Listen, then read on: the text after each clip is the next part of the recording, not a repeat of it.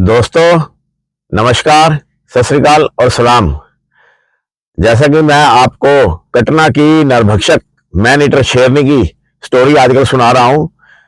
वो man eater शेरनी जिसने कि टोटल 6 ह्यूमन बीइंग को 6 पर्सन को मारकर खा लिया था और बाद में फाइनली उसको किस प्रकार गोली से मारा गया, ये सब मैं आपको अपने इस कहानी में मैं बताऊंगा।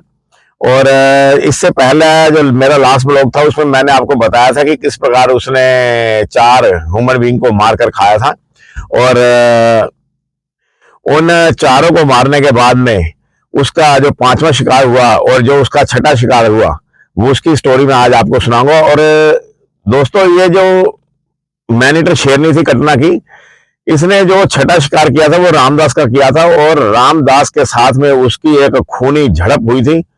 और उस खूनी झड़प का मैं एक एक पहलू, एक एक उसका हिस्सा मैं आपको बताऊंगा, किस प्रकार उस मैन ईटर शेरनी में और उसका 6ठा शिकार जो रामदास था उनके बीच में आपस में झड़प हुई और किस प्रकार फिर फाइनली वो रामदास मारा गया और क्या क्या वहां घटनाक्रम हुआ वो सब मैं आपको बताऊंगा। आप मेरे चैनल के साथ बने रहना मेरे साथियों, क्योंकि मैं इसमें मैन ईटर लेपर्ड के ऊपर, मैन ईटर टाइगर के ऊपर ही स्टोरियां डालता हूं और आगे भी डालता रहूंगा। इसको लाइक करना, सब्सक्राइब करना। अब मैं अपनी स्टोरी पर वापस आता हूं दोस्तों। वो जो कटना की मैन ईटर शेरनी थी उसने जो अपना सबसे पहला शिकार किया था वो था भाऊ कहार और दूसरा उसने शिकार किया था छोटे दास को, तीसरा शिकार किया था उसने रामदास को, चौथा उसका शिकार बना था लक्ष्मण। और दोस्तों ये जो इसका 5वां जो शिकार बना था इस नरभक्षक शेरनी का वो था चेतराम और ये घटना है 13 फरवरी सन 1979 की। दोस्तों ये जो चेतराम था ये जंगल में उस आदमखोर शेरनी का शिकार हो गया जब वो घास लेने के लिए उसी जंगल में जा पहुंचा जहां शेरनी अपने दोनों बच्चों के साथ एक झाड़ी में बैठी हुई थी और उसके बच्चे अभी छोटे थे, करीब 7-8 दिन के वो बच्चे थे और उसने कुछ 7-8 दिन पहले ही बच्चों को जन्म दिया था। और ये जो चेतराम था उसने उसी जंगल के पैच में पहुंच गया जिस झाड़ी में ये शेरनी अपने बच्चों के साथ बैठी उनको दूध पिला रही थी और अपने शिकार को यूं अपने पास आया देख करके शेरनी ने उसको तुरंत मार डाला और मारकर उसको खा गई और बाद में उसकी बॉडी को रिकवर किया गया। शेरनी का 6ठा और आखिरी शिकार बना था रामदास। वो 28 मई 1979 की एक गर्म रात थी। रामदास का साहिबगंज गांव के बाहर की तरफ कच्चा मकान था और उस मकान के बगल में ही उसका खेत था। वहीं बाहर खेतों के किनारे उसने अपने 2 बैल बांध रखे थे और उन्हीं बंधे हुए बैलों से करीब 10 फीट की दूरी पर वो जो रामदास था वो चारपाई डाल करके सोया हुआ था और उसने अपने पास एक कुल्हाड़ी अपनी सुरक्षा के लिए रखी हुई थी। सुबह लगभग 4 बजे वो आदमखोर जो शेरनी थी वो जंगल में से निकल करके खेतों को पार करके गांव की तरफ आई और बाहर खेतों पर बंधे बैलों को देखकर वो शेरनी अपने भूख पर कंट्रोल नहीं रख पाई। उसकी शिकारी प्रवृत्ति जागी। गर्दन को नीचे की तरफ थोड़ा आगे रख करके अपने शरीर को मैक्सिमम जमीन से चिपका करके, जैसा कि अमूमन जो शेर होता है वो शिकार करने के लिए आगे बढ़ता है, इस प्रकार वो जो आदमखोर शेरनी थी वो आगे पड़ी और बैलों को शेरनी की भनक तक नहीं लगी। आगे बढ़कर शेरनी ने सोए हुए बैल की गर्दन को पकड़ लिया। दोस्तों ये जो मैन ईटर चाहे लेपर्ड हो चाहे वो टाइगर हो, ये हमेशा जब मैन ईटिंग शुरू करते हैं तो इंसानों को ही नहीं मारकर खाते, ये जंगली जानवरों को भी मारकर खाते हैं, पालतू पशुओं को भी मारकर खाते हैं और जब जब इनको कोई सावधान मनुष्य मिलता है या मौका मिलता है तो ये इंसान को भी मारकर खा जाते हैं। और इस बार इसने जो रामदास था उसके बंधे हुए बैलों पर गांव के अंदर आकर के इसने हमला किया। इससे पहले इसके जितने भी शिकार बने थे वो सब शिकार बने थे जंगल के अंदर या गांव और जंगल की सीमा के ऊपर। कोई घास काटने गया था, कोई लकड़ लेने गया था, कोई गाय या बकरी चराने गया था, लेकिन इस बार वो शेरनी चल करके खेतों को पार करके जंगल से निकल करके गांव के अंदर आ गई और वहां आकर के उसने बंधे हुए बैलों को मार डाला। जब आगे बढ़कर उस शेरनी ने उस सोए बैल की गर्दन को पकड़ लिया और बैल तड़पा, लेकिन शेरनी के आगे उस बैल का कोई बस नहीं चला।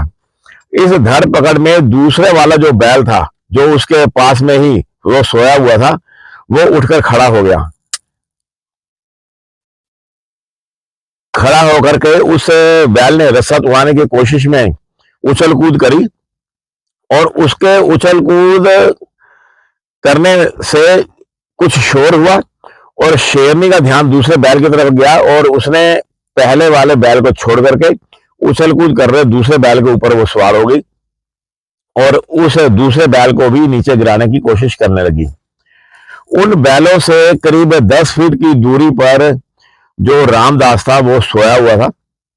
उसकी आंख उस समय खुल गई जब वो शेरनी बैलों के ऊपर जानलेवा हमला कर रही थी।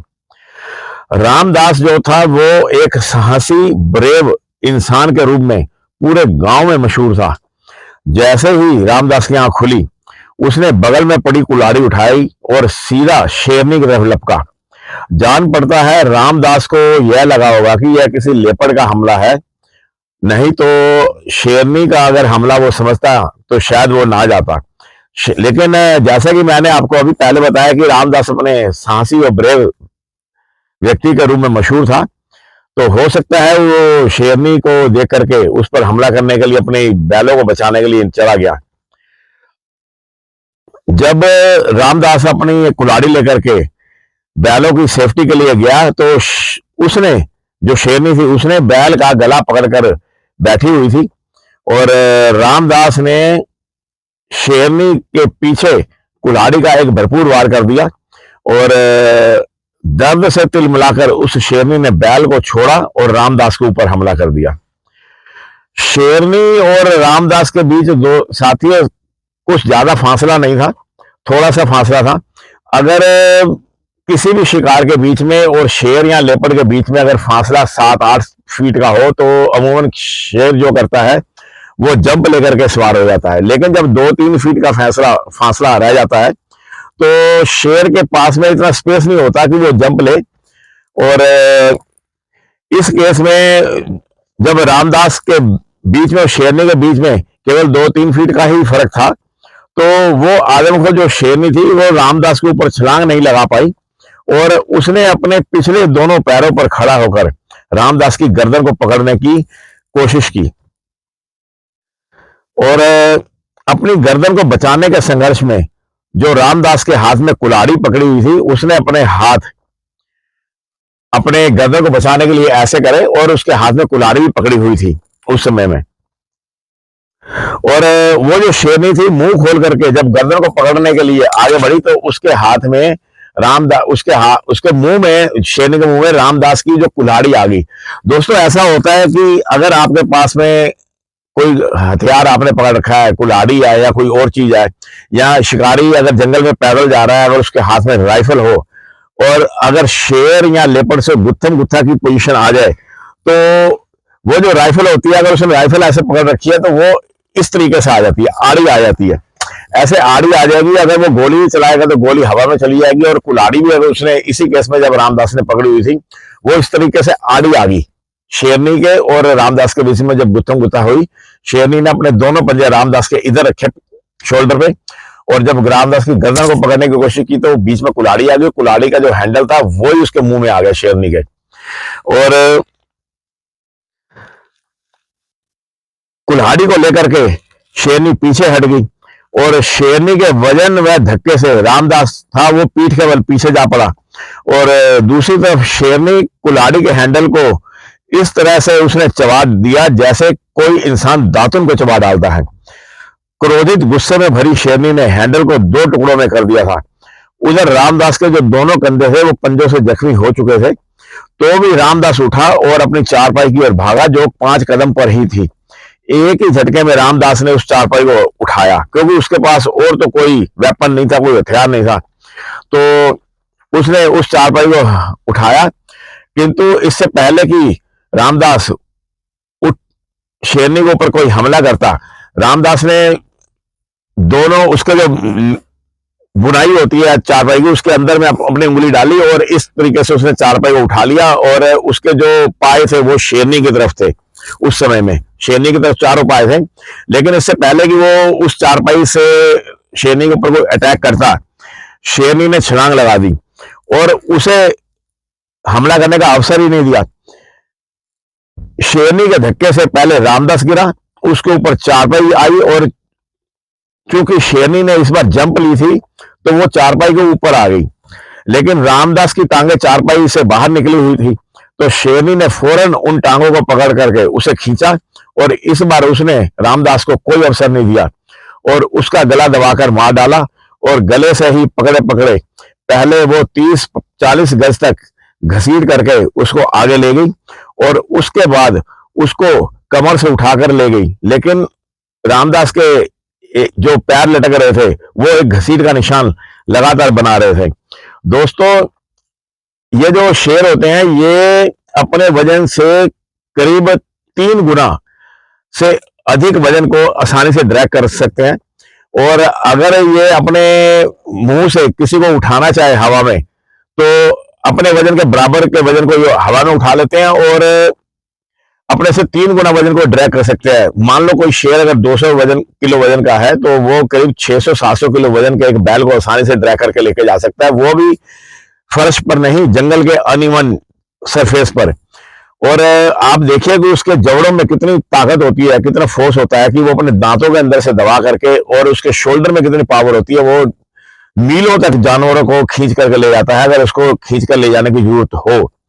और अगर उठाना हो तो वो अपने वजन के बराबर के शिकार को आसानी से उठा कर ले जाता है। और शेर की दूसरी खासियत ये होती है, जब वो गर्दन पकड़ करके दबा के मारता है, जैसे उसने रामदास को अभी पकड़ के मैंने आपको बताया मारा है, तो उसकी जो मूछें होती हैं वो शरीर को टच करती हैं शिकार के, और शिकार के अंदर कितनी संघर्ष करने की शक्ति बची है ये मूछें बता देती है। वो इतनी सेंसिटिव होती है, शिकार मर गया है जिंदा है सब उसको खबर रहती है। उन मूछों के वो उनको गल मूछे बोलते हैं, उन मूछों की सहायता से शिकार के अंदर कितने संघर्ष करने की ताकत बची है। ये बिल्ली जो जाती है, चाहे वो छोटी घरेलू बिल्ली हो, चाहे वो टाइगर हो, चाहे वो शेर हो, लायन हो, लेपर्ड हो, सबको इस चीज का मालूम रहता है।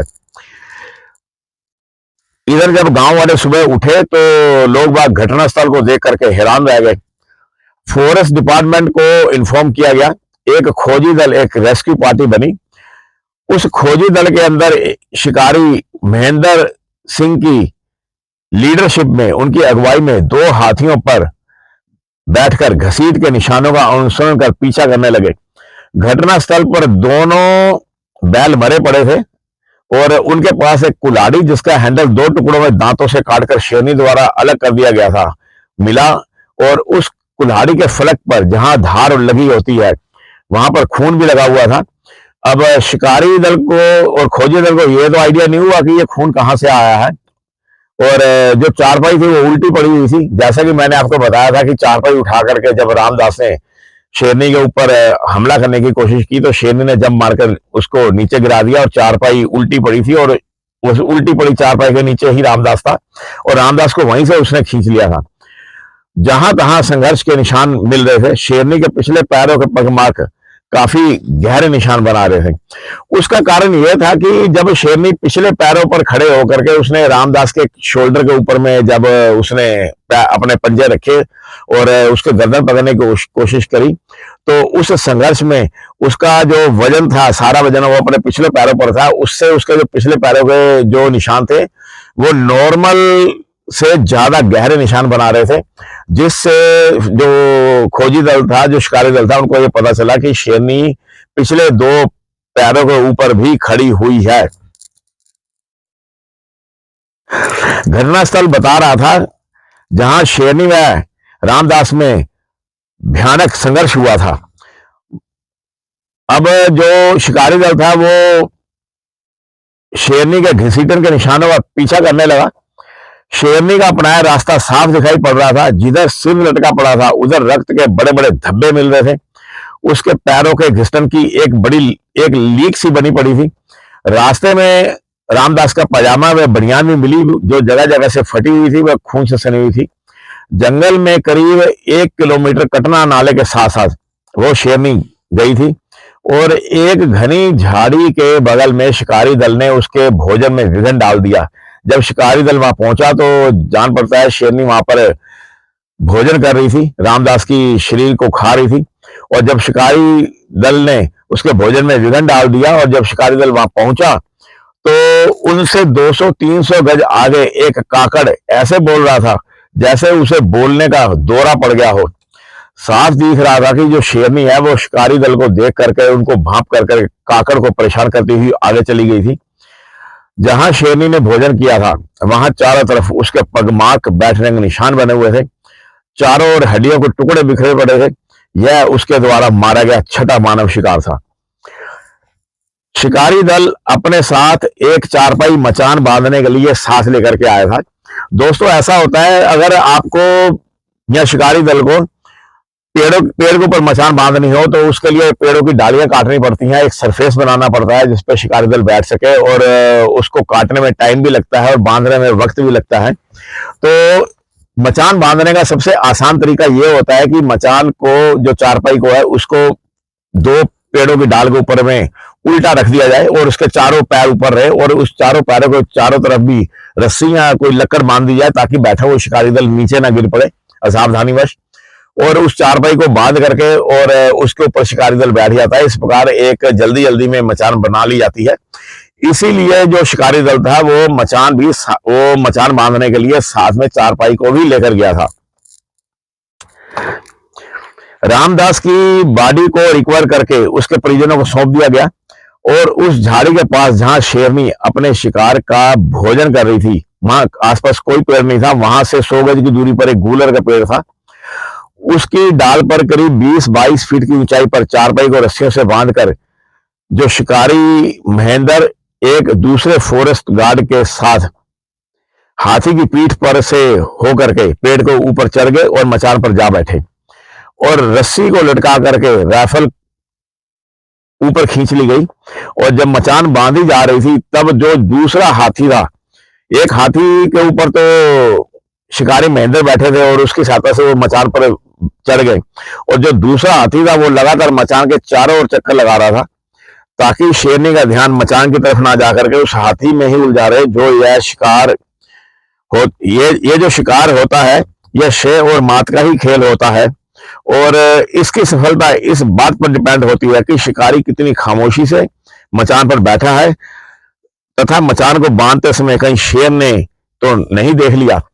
दोस्तों ये जो जब मचान बांधी जाती है तब शेर का ध्यान बटाने के लिए उस हाथी को चारों तरफ घुमाएगा कि अगर शेर कहीं आसपास हो, क्योंकि शेर की निगाह बहुत तेज होती है और पत्तों की, पेड़ों की डाली टहनियों, झाड़ियों की टहनियों को सेंध में से बड़ी आसानी से देख लेता है। 6 से 7 गुना वो बेहतर ढंग से दिन में भी और रात में भी इंसान से बढ़िया देख सकता है। और उसका ध्यान भटकाने के लिए, उसके ध्यान को उलझाने के लिए वहां पर हाथी को घुमाया गया था ताकि मचान बांधते हुए शेर ना देख ले। अगर शेर मचान को बांधते हुए देख लेगा तो उसका ध्यान मचान की तरफ ही रहेगा और वो अपने शिकार की तरफ नहीं आएगा। फिर 20-25 लोगों की पार्टी ने भैंस का जो कटरा था वो दाईं तरफ करीब 30 गज दूर खूंटा गाड़ कर बांध दिया था। और कहने का मतलब यह है कि जहां पर मचान थी उससे करीब 30 गज की दूरी पर दाईं तरफ कटरे को बांधा गया खूंटा गाड़ करके और उसके आगे थोड़ी सी घास भी ला करके रख दी ताकि जो कटरा है वो भूख से परेशान ना हो और घास में मशगूल रहे और घास खाने में। और बाकी जो 25-30 लोग थे वो सभी जोरों से आवाज से बातें करते हुए चले गए। उसका रीजन ये होता है कि ये शेरनी का ध्यान तो लगातार हाथी ने भटकाया होता है और शेरनी का ध्यान सिर्फ हाथी के ऊपर ही नहीं रहता, जो 20-25 जने होते हैं उनकी जो रेस्क्यू पार्टी होती है उसके ऊपर भी उसका ध्यान होता है। तो उनका मकसद यही होता है कि जोरों से आवाज करने का, कि शेरनी को बेवकूफ बनाना होता है। उसको लगे कि जो लोग यहाँ पर आए थे, रेस्क्यू दल आया था, खोजी दल आया था, वो चला गया। और क्योंकि जैसे कि शेरनी की देखने की पावर तेज होती है, उसकी सुनने की पावर भी इंसान से 5-6 गुना तेज होती है और लोगों के बातें करने से उसको ये पता चल जाता है कि लोग बाग जा चुके हैं और जिससे कि वो बंधे हुए कटरे को खाने के लिए आ सके। उन सभी लोगों के जाते ही जंगल में मरघर सी खामोशी छा गई। और अब आज उस दिन सूरज के डूबने का जो समय था वो 7 बजे का था और अभी 6 बजे थे, लेकिन जंगल में पेड़ों की वजह से हल्का हल्का अंधेरा हो गया था और सामने की तरफ दाईं तरफ जो कटरा बंधा हुआ था, लोगों के जाते ही वो रह रह कर बोलने लगा और वो कटरा लगातार उसी दिशा की तरफ देख रहा था जिधर वो लोग भाग गए थे, मानो उन लोगों को कह रहा हो कि मुझे यहाँ अकेला को छोड़ा है आप लोगों ने। कटरे को भी बांधते समय विशेष सावधानी रखी जाती है, इस बात का ध्यान रखा जाता है कि वो शिकारी दल को मचान पर बैठते समय ना देख सके। इसका रीजन ये होता है कि अगर कटरा शिकारी दल को मचान पर बैठते हुए देख लेगा तो वो जो कटरा है वो लगातार ऊपर की तरफ मचान की तरफ ही देखता रहेगा और वो बोलेगा भी नहीं। और कटरे के बोलने का फायदा ये होता है कि शांत जंगल में जहां दूर तक कटरे की आवाज जाएगी, शेर उस आवाज से आकर्षित होकर कटरे को मारने जरूर आएगा। दोस्तों, यहाँ पर ये कटरे की आंखों पर एक कपड़ा बांध करके ले गया था ताकि शिकारी दल, जैसे कि मैंने आपको बताया, शिकारी दल को मचान पर बैठते हुए कटरा ना देख ले। सूरज अब डूब गया था, कटरा जो बोलते बोलते थक गया था, लेट गया था, लेकिन सूरज के डूबते ही वो उठकर खड़ा हो गया और पूरे 5 मिनट तक वो उस पेड़ की जड़ की तरफ देखता रहा जिस पर शिकारी दल बैठा था। उसके बाद वो दोबारा लेट गया।